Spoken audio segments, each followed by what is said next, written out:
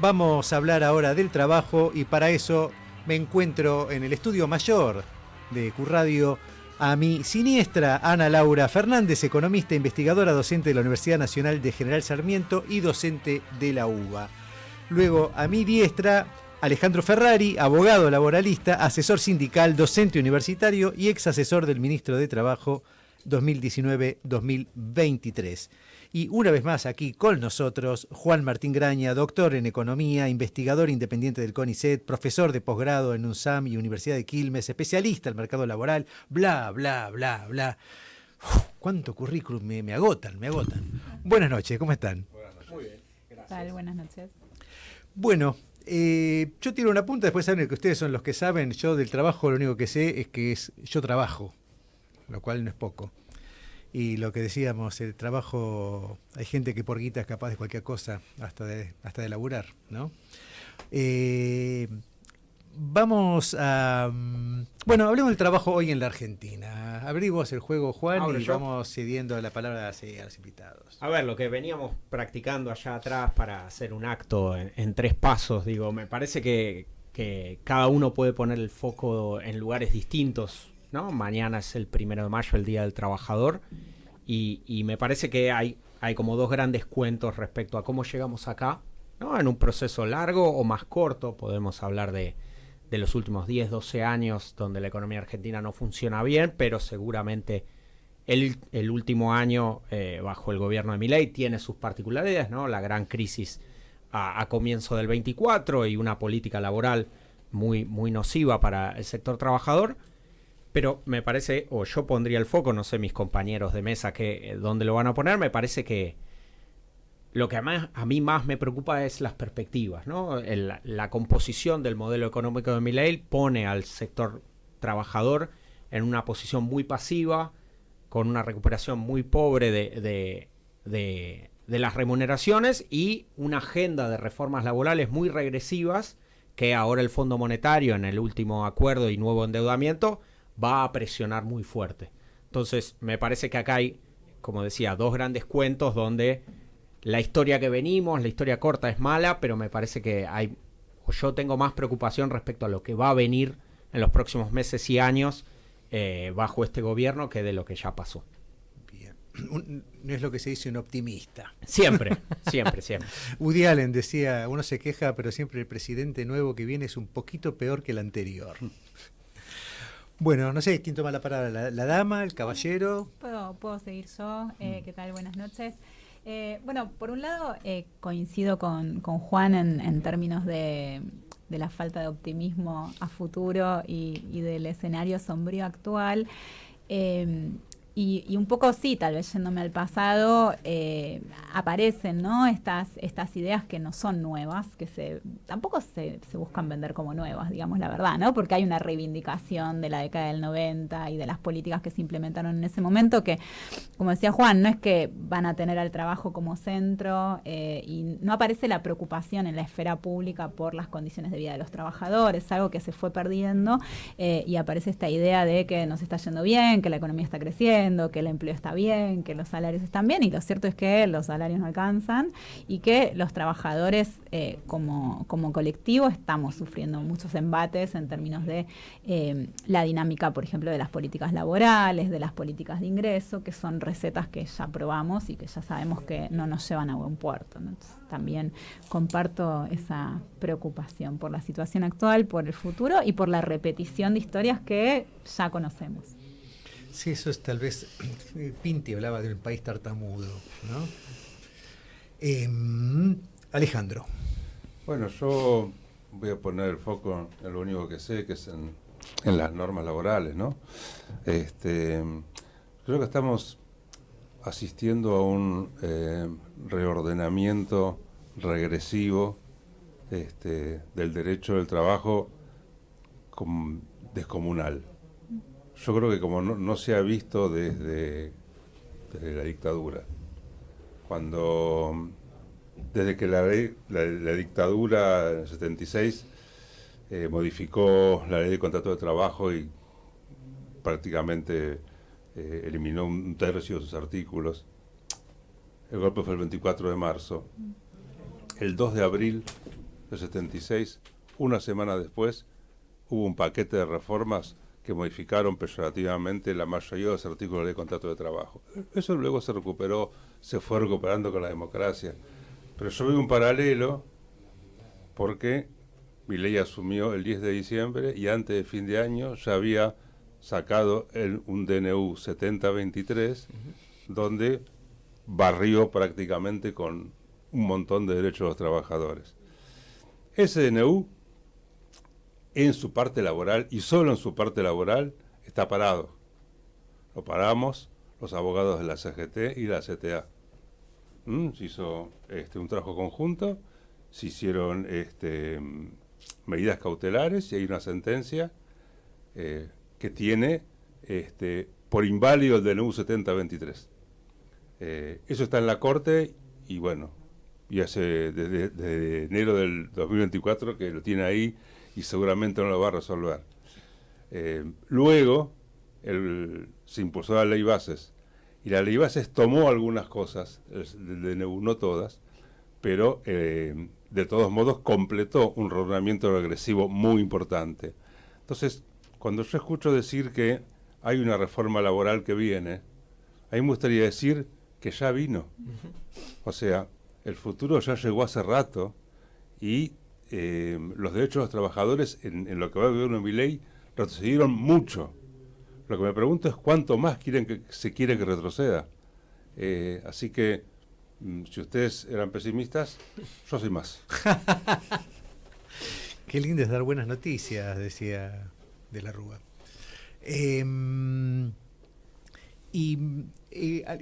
Algunas de las medidas de las que metieron ahora, ¿en qué se puede verificar concretamente? ¿Cómo serían ejemplos de medidas, qué sé yo? Yo entiendo ¿En qué se modificó, decís? Claro, porque yo entiendo que se ha facilitado que incluso en el Estado mismo hay un nivel de precarización laboral importante, que de pasar a las plantas permanentes a unas tipologías de contratos que son contratos no renovables, que si te echan no te tienen que indemnizar, que pueden ser trimestrales. Digo, son todas condiciones que nos hacen entrar como en el mundo de la incertidumbre permanente. Doy esto como un ejemplo, digo, ¿qué otros temas, para el que está escuchando, que labura, qué ley lo afecta, lo protege o dejó de protegerlo? Bueno, digamos, la ley bases trajo una serie de reformas en la ley de contrato de trabajo y en muchos aspectos, como decía antes, fueron reformas regresivas. Por ejemplo, esto no es la ley de contrato de trabajo, pero es otra ley, hay muchas leyes laborales. Sí, sí, claro. Se eliminó una multa que penalizaba cuando un empleador despide sin causa y no paga la indemnización. Esto estaba vigente hace unos 20 años que estaba vigente, la ley 25323, que decía que si vos, empleador, despedís a un trabajador sin causa, tenés que indemnizarlo, como todos sabemos. Un mes por año de antigüedad. Exacto. Lo que esta ley decía es que si dentro del cuarto día hábil no pagabas la indemnización, se incrementaba en un 50%. Bueno, esto está derogado, esto la ley base los derogó. Entonces, vos pediste un ejemplo, el ejemplo es que como que hay mucho más facilidad para despedir. Claro. Yo lo veo. Durante todos estos años, antes de pedir sin causa, el empleador pensaba, bueno, como que le salía más caro. Hacía cuentas, claro. Le salía más caro. Entonces, por ahí, bueno, despedía, negociaba. Hoy hay mucha facilidad para despedir y no pagar. O sea, vamos a hacer un juicio, van a venir a mí, espero, y vamos a hacer un juicio laboral. Pero eso tarda años, en fin. Y, bueno, y para el laburante que tarde 6 meses nomás es desastroso porque son 6 meses que vos estás no cobrando. Digo, ni hablemos si dura 5 años, es como... Y cuando lo cobrás también hay que ver con los números, ¿no? Que capaz que el monto que era para cuando te lo pagan es una propina. Bueno, después hay cosas son muy técnicas y no quiero aburrir, pero creo que esto lo puedo explicar. La protección que te da la ley de contrato de trabajo está anclada sobre la relación de dependencia. O sea, si vos tenés una relación de dependencia, entonces se te generan un montón de derechos. La indemnización, bueno, y muchos otros más, obra social, Vacaciones jubilación. pagas. Bueno, pero tenés que ser un trabajador dependiente. Si sos un trabajador autónomo, un profesional, no tenés esos derechos. Claro. Bueno, entonces se discute mucho, en muchos casos, si tal relación es de trabajo o no lo es. Bueno, la ley del contrato de trabajo traía una presunción, De laboralidad. exacto, que decía, si vos estás prestando personalmente servicios, se presume que es una relación de trabajo y corresponde al empleador demostrar que no, que sos monotributista de verdad, que no es un fraude. Sí, sí, localización de obra o Bueno, cosas así. eso se derogó, por ejemplo. Es una de las opciones. La ley base es que esa presunción se derogó, con lo cual también se facilita la posibilidad de disfrazar trabajo dependiente de monotributo, locación de obra, locación de servicios, otras cuestiones. Claro. Bueno, y así, son muchas cositas con las que no quiero aburrir. Bien, pero pinta el panorama general. Tomando las perspectivas a futuro, y una de estas cosas que yo decía que más me preocupaba, una de las reformas tiene que ver con que se legalizó el despido discriminatorio. Hasta la ley bases, si uno era despedido porque era delegado sindical, por cuestión de migración, por religión o lo que sea, ese despido era ilegal y vos ibas a la justicia y te devolvían el puesto. La ley base, supuestamente como algo progresivo, porque así lo vendían, habilitó a que te despidan y reemplazó la ilegalidad de ese despido por simplemente una indemnización agravada. Entonces, claro, lo que hizo el programa fue tarifar el despido exacto. discriminatorio. Sí, O se sea, dejó de prohibir. el despido común es un despido tarifado, un vos sueldo pagás para año y de le servicio es sacás el derecho tarifado. al trabajo. Bueno, ahora el problema es que de acá para adelante es muy difícil que se pueda volver a sostener la organización del trabajo en los puestos de trabajo, el delegado de planta, porque efectivamente ahora cualquiera de las empresas que vea a su cuerpo de trabajadores organizándose, ahora lo puede despedir al que está a la cabeza de eso y simplemente paga un poco más de indemnización. Entonces, las condiciones de acá para adelante de organización del trabajo, de disputa del salario, de las condiciones de trabajo, de las condiciones de seguridad e higiene, todo está flexibilizado, está fragilizado, y por eso planteo de acá para adelante está mucho más difícil de lo que era antes, un pozo similar de condiciones de salario. Bueno, ahora lo pusieron más difícil. Y lo que está en discusión ahora en las reformas laborales que están en discusión en el Congreso, van más que por las condiciones del trabajador, por las condiciones de la organización, ¿no? Y entonces lo que están intentando hacer es que los sindicatos no puedan cobrar cuotas de cuotas a los trabajadores no afiliados, pero que son de su convenio.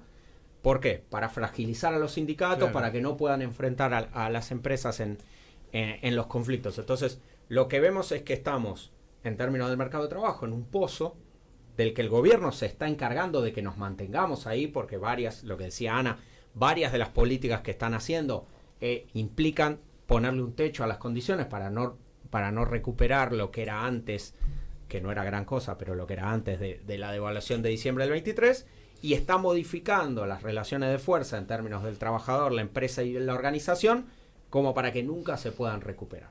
Y entonces ahí es donde es el núcleo central de mi pesimismo para adelante. Porque ha habido crisis, sí, un montón, pero si el gobierno se dedica denotadamente en tratar de fragilizar al trabajador y al sindicato, se vuelve más complicado para él. Sí, perdón, ahí quería agregar dos cuestiones. Por un lado, esto efectivamente, la reforma ya está siendo efectiva y se están empezando a ver los resultados y pronto probablemente los vamos a ver más en términos generales.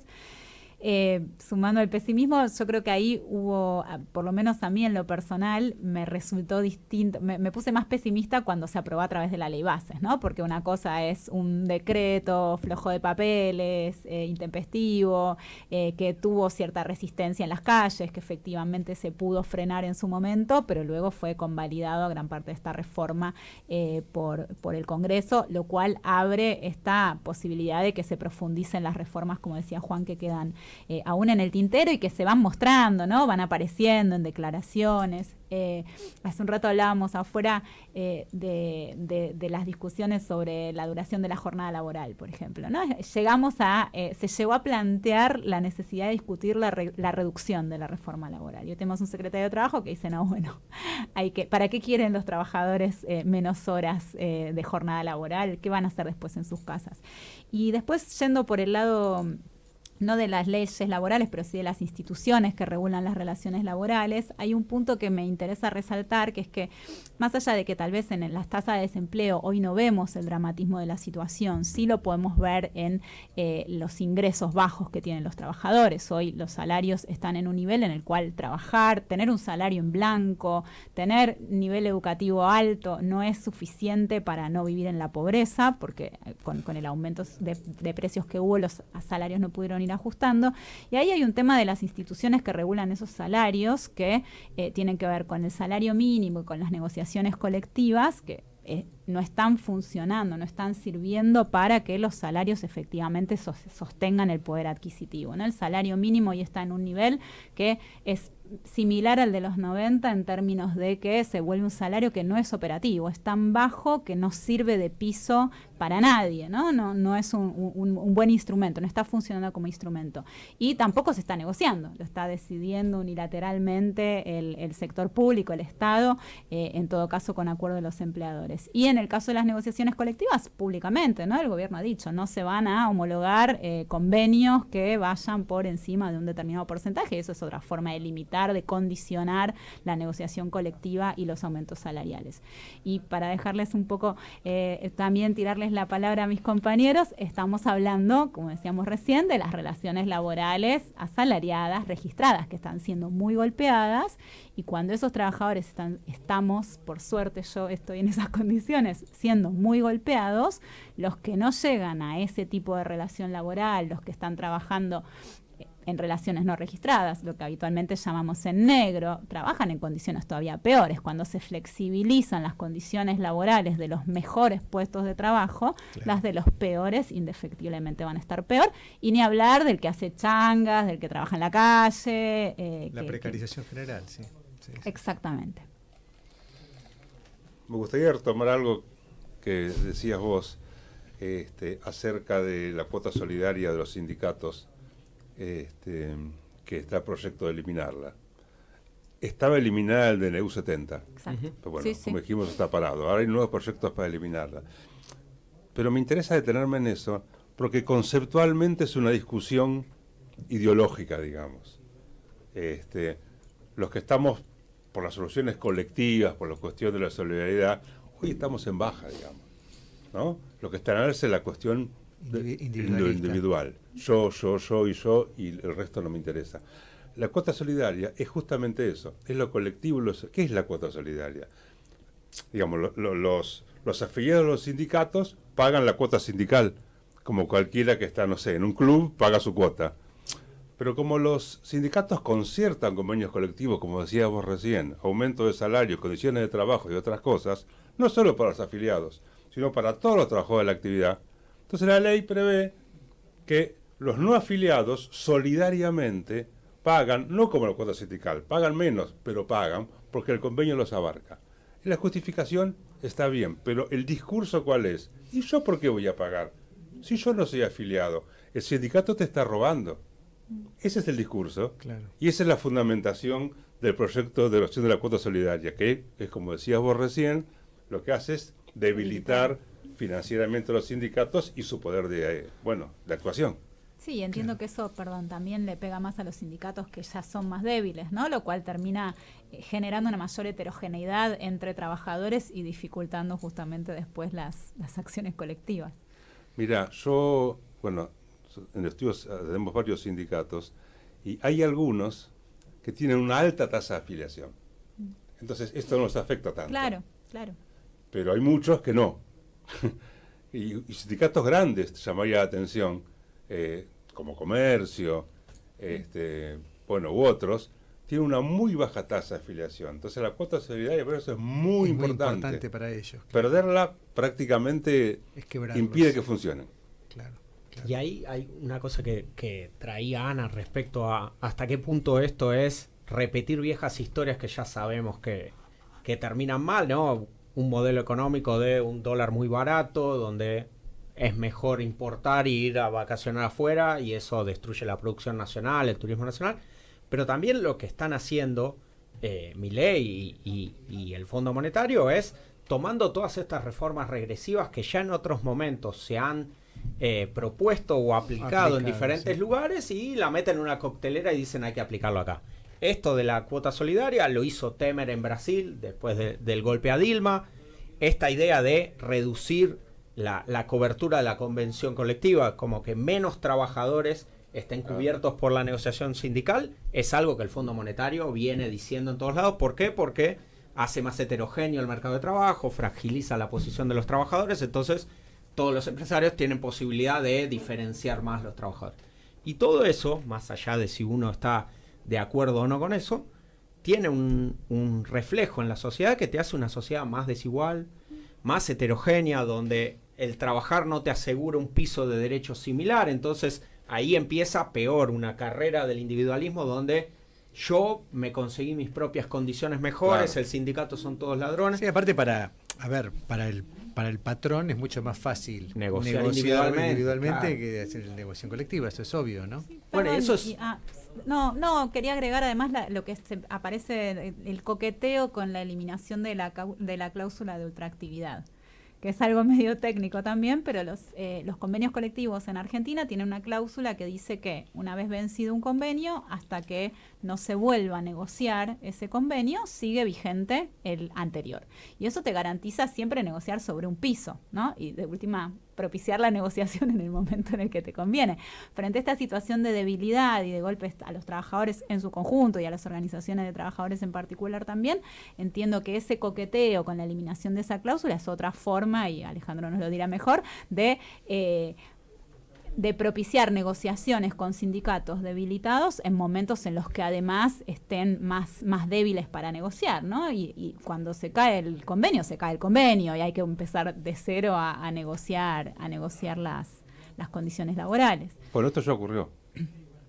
Esto ocurrió en el gobierno de la Rúa. Claro, sí. Que conocemos como Ley Banelco, sí, por aquella famosa historia de que Flamarique le dijo a Moyano: para los senadores tengo la Banelco. Bueno, esa Ley Banelco, que también era un ordenamiento regresivo, no tan grande como este, pero regresivo, relaciones laborales, eliminaba la ultraactividad. Exacto. Que es lo que estás mencionando vos. Eso se volvió a poner en 2004 con una ley que reformó, pero durante 3 años no hubo ultraactividad. Y yo ya, soy bastante viejo y ya era abogado sindicato en esa época. Entonces, ¿te conoció tu mamá? Intervenía en negociaciones colectivas y todas las negociaciones colectivas fueron a la baja. Claro. A la baja, ¿por qué? Porque al no tener un convenio que te respalde, estás negociando de lo que tenés a la nada. Sí. A la ley de contrato de trabajo, que es bajísimo. Tengo la imagen de el abogado de una cámara empresaria que acaba de fallecer, titular de cátedra de la facultad, etcétera, que se sentó en la mesa de negociación y se dijo: señores, vamos a negociar a la baja, sin ningún eufemismo, y así fue, porque la ultraactividad, la falta de actividad te obliga a negociar a la baja. Pero hay una cosa más que me gustaría decir de este momento de relaciones colectivas, que es muy preocupante, que es la cuestión de la capacidad de conflicto. O sea, para que una organización sindical pueda negociar realmente, tiene que tener capacidad de conflicto. Si no tiene capacidad de conflicto, no negocia, acepta, porque... Claro, como cualquier negociación. Bueno, entonces, capacidad de conflicto, que es la posibilidad de realizar medidas de fuerza, y en este momento hay 2 cuestiones muy complicadas para hacer medidas de fuerza. La situación que vos decías de las industrias, lo que hoy es, están sobreestoqueadas, sobreproducción. Hoy en día, una medida de fuerza que para la producción en las industrias, lo que hace en realidad es, termina favoreciendo al empresario. O sea, es muy difícil hacer una medida de fuerza hoy porque no estás perjudicando. Que habría que ser a la japonesa, que sobreproducía. Bueno, mejor, no te pago los salarios y vendo el stock que tengo tengo hasta acá, de cerámica hasta el techo. Stock, lo vendo. Claro. Bueno, claro. Y por otro lado la represión, ¿no? Claro. O sea, Hoy en día hacer una medida de fuerza o salir a la calle implica, riesgo. no sé, el protocolo, viene la gendarmería, hay que cuidar a los compañeros. Es muy difícil el conflicto hoy para los trabajadores. Entonces, ese panorama, desde lo colectivo, hace una gran debilidad en las negociaciones, que es lo que vos mencionabas antes.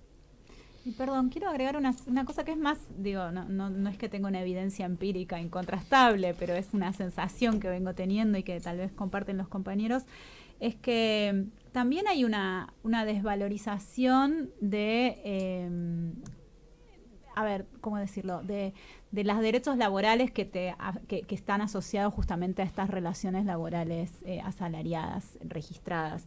¿Qué quiero decir con esto? Que de nuevo nos estamos concentrando bastante en el problema de los trabajadores, que al final estamos mal, pero somos los que mejor estamos, y insisto en no olvidarnos de toda la masa de trabajadores que no logra acceder a estos derechos, y que cada vez más veo entre los trabajadores que entran al mercado de trabajo, jóvenes, que ni siquiera lo consideran algo valorable el acceso a ese tipo de empleo. Está como desvalorizado en la opinión, no voy a decir en la opinión pública, pero en la opinión de muchos nuevos trabajadores, lo importante de acceder a este tipo de trabajo y de pelear por estos derechos. La naturalización del trabajo flexible, del trabajo de baja calidad, y tal vez esa apatía frente justamente a las posibilidades o no de organización colectiva, que yo creo que va de la mano con esto. Es esta fragmentación que fue a lo largo de muchas décadas, fuimos llegando a esta situación, y recordemos que el problema de el empleo precario, el empleo en negro, las changas,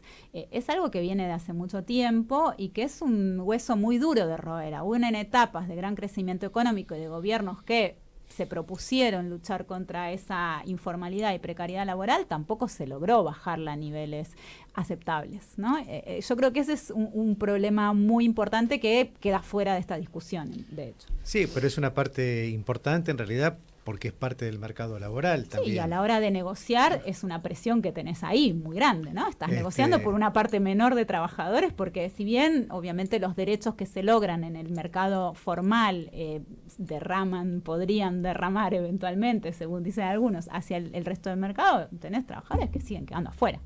Sí, y me pregunto eso, en la negociación, para el empresario no tiene también la posibilidad de decir, meto 30 tipos en negro a hacer este trabajo.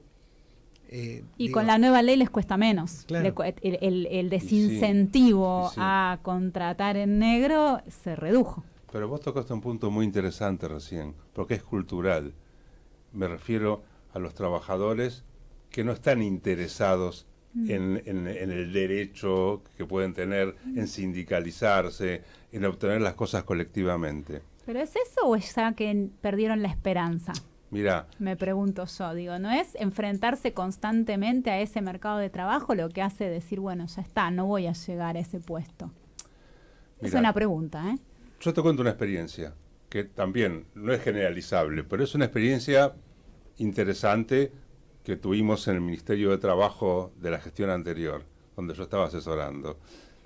Una de las primeras cosas que nos planteamos cuando en 2019 fue, hay que llevar laboralidad a los trabajadores de plataformas, que están completamente desprotegidos, precarizados, hiperexplotados. Entonces empezamos a trabajar en un estatuto que, sin ser la ley de contrato de trabajo, les otorgara determinados derechos, jubilación, obra social, mínimos que no tienen ninguno de esos.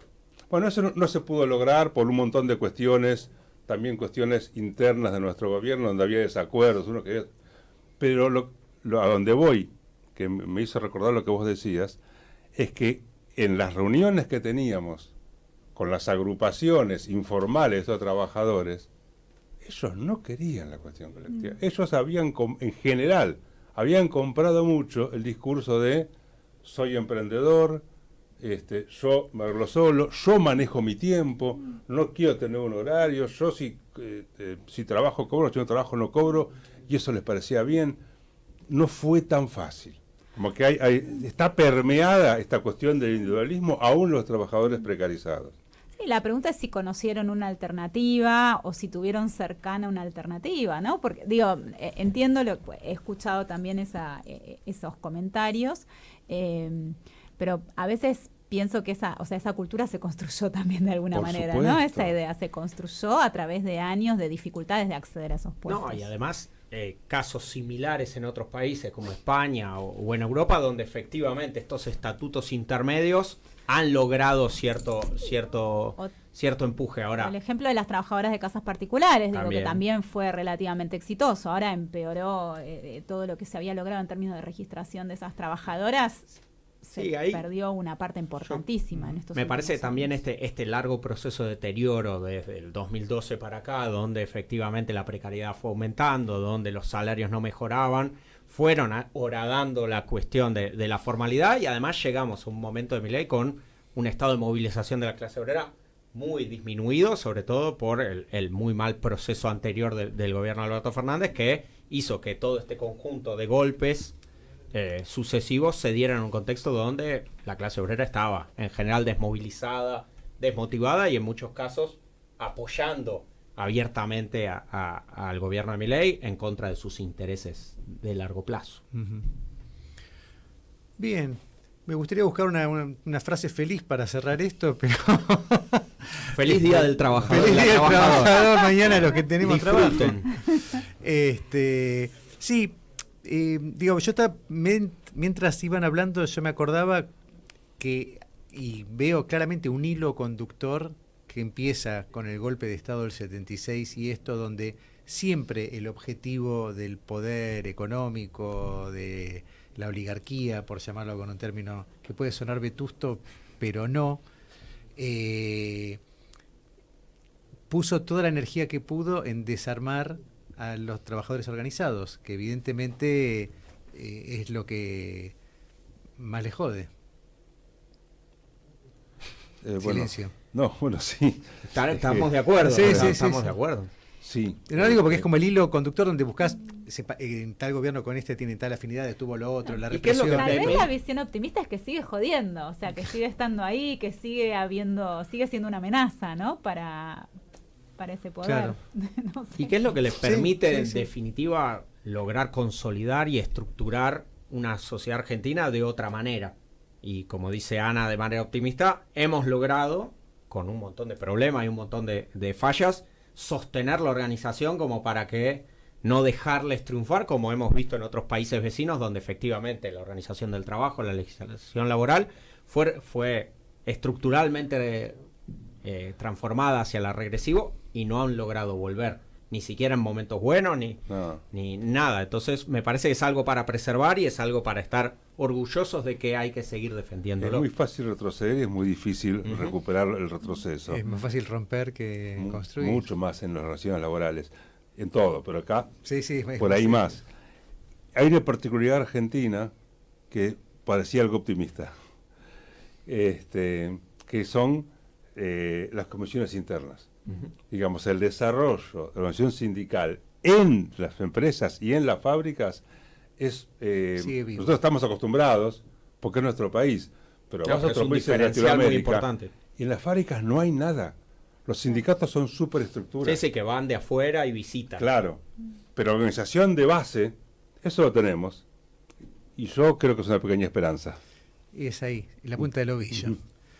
Bueno, vamos cerrando ya, vamos con un tema musical, nos despedimos, ¿cómo viene todo esto? Estoy esperando instrucciones aquí mientras voy contando. Nacho Álvarez en la operación técnica, también les cuento que Jorge Juncos y Silvio Panizza se encargaron de la campaña en redes de lanzamiento de todo este proyecto, de todo por hacer. Y vamos, poneme de nuevo el cartel que así anunciamos con qué música vamos a despedirnos a las 56. Faltan todavía 4 minutos, así que vamos a seguir conversando 4 minutos más y me pasan el papel por abajo de la puerta. Sí, una vez yo había leído un libro de Damián Descalzo que explicaba cómo el sistema sindical argentino también es diferente a otros sistemas sindicales, en tanto esto de que de cada gremio haya un sindicato único, porque creo que en Estados Unidos vos podés tener zapateros 7 gremios distintos, lo cual también difracta y complica las negociaciones. Bueno, me tuve que poner los auriculares de nuevo. Lo que tenemos acá se llama Unidad Sindical Promocionada, Eso mismo. que es la ley prefiere que haya, no es que impide otros sindicatos, pero privilegia un sindicato mayoritario que tiene atributo que se llama personalidad gremial, que es el que negocia colectivamente y el que puede tomar medidas de fuerza. Es ordenador del sistema y hace la fuerza de la negociación.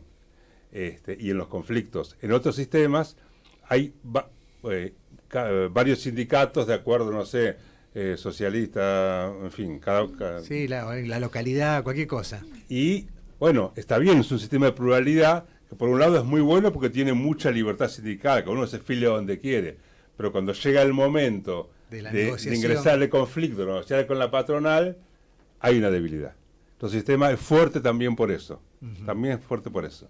Bien. Sí, no, perdón, y ahí ya que trajiste el caso de Estados Unidos, agrego esta idea de que, bueno, que acá lo que comentabas hace un rato, ¿no? Que acá las negociaciones cubren a todos los trabajadores y no solamente al que está afiliado, que en otros sistemas eso no se da y también contribuye a la fragmentación. Al final estamos bien. Al final terminamos con un final esperanzador, como todos los lindos cuentos, ¿no? Comieron perdices, toda esa mano. Sí, no sé. Bueno, pero la dejamos lucha, al menos estamos en la lucha todavía, ¿no? unos puntos suspensivos, que dan esperanza. Después seguiremos en la lucha. La trinchera es así. Así es. Bueno, les agradezco muchísimo la visita y nos volveremos a cruzar en cualquier momento. La semana que viene, una vez más, aquí, entonces, en el mismo horario, estaremos haciendo Todo por Hacer.